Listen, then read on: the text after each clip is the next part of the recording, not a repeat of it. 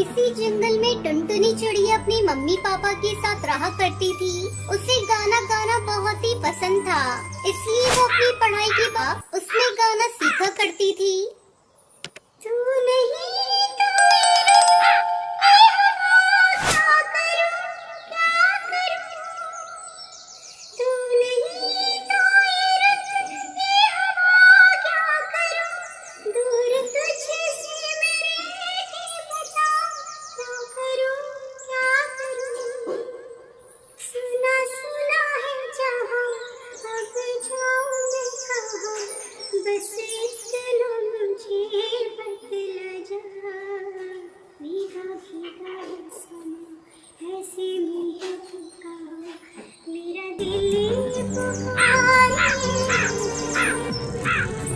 एक दिन जब अपनी सिंगिंग क्लास से घर आई तो वो अपनी माँ टोनी से कहती है, अरे अम्मा, मैंने सिंगिंग पूरी सीख ली है। मैं जल्दी अपना सिंगिंग अकेडमी खोलूंगी, जहाँ मैं गरीब बच्चों को बिल्कुल कम फीस में सिंगिंग सिखाऊंगी। टुनटुनी, अब ये सिंगिंग बिंगिंग बहुत हो गया। तुझे सिंगिंग बहुत पसंद थी ना, इसलिए मैंने तुझे आज तक सिंगिंग सीखने से मना नहीं किया।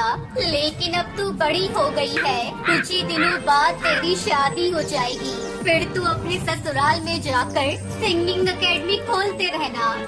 नहीं माँ, मैं अभी शादी नहीं करूँगी, मुझे शादी नहीं करनी। खबरदार, मत और बोली तो मैंने तेरी शादी के लिए तेरी मासी से कहा है, कोई अच्छा रिश्ता मिलते ही मैं तुम्हारी शादी कर दूंगी। टुनटुनी चुपचाप अपनी माँ की बातों को सुनती रही और कुछ न बोली। जल्दी उसका रिश्ता कालू कौवे से हो जाता है। कालू की शहर में बहुत अच्छी नौकरी थी। एक दिन टुनटुनी अपनी सास के साथ बैठी थी, तभी उसकी सास कहती है, अरे बहू, मैंने सुना है तू शादी के पहले सिंगिंग भी सीखा करती थी। हाँ माँ जी, मैंने सिंगिंग सीखी तो है, क्योंकि मुझे गाना गाना बहुत अच्छा लगता है। मैं सोच रही थी अपना सिंगिंग अकेडमी खोलूं और अपनी सुनर को आगे बढ़ाऊं। आपका इतना बड़ा घर है तो मैं अपना सिंगिंग स्कूल खोल लूं।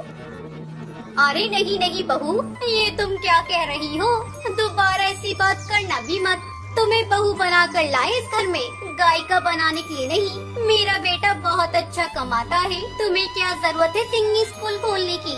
अब उठो और जाकर मेरे लिए जल्दी से कच्ची चाय बना कर लाओ। तुम्हारी बातें सुनकर मेरे सर में दर्द होने लगा। उस दिन के बाद से टुनटुनी ने सिंगिंग अकेडमी के बारे में बात करना ही छोड़ दिया। एक दिन टुनटुनी पर मुसीबतों का पहाड़ टूट पड़ा जब कालू को ऑफिस से घर नहीं लौटा। माँ जी, बहुत देर हो गई, अभी तक ये ऑफिस से घर नहीं आए।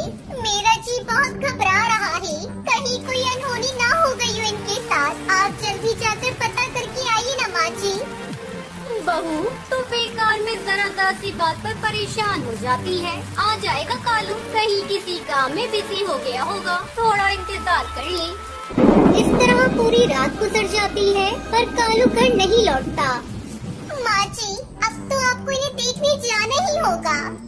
ठीक है बहू, मैं अभी जाती हूँ, तू हौसला रख। सुंदरी कौवी अपने बेटे को ढूंढने के लिए जाती है तो रास्ते में उसे कालू मरा हुआ पड़ा मिलता है। वो रोती बिलखती घर पहुँचती है। अरे बहू, हम बर्बाद हो गए बहू, मेरा बेटा इस दुनिया में नहीं रहा, अब हमारा क्या होगा बहू? एक ही तो घर में कमाने वाला था, ऊपर वाले उसे भी हमसे छीन लिया।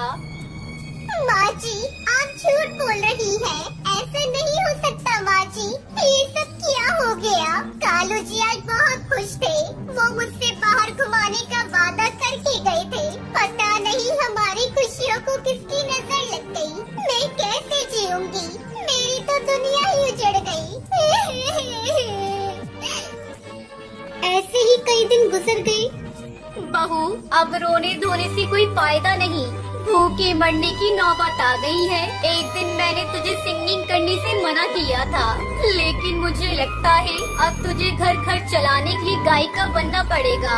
मैं तो बूढ़ी हो गई, मुझसे तो कोई काम धंधा नहीं होगा।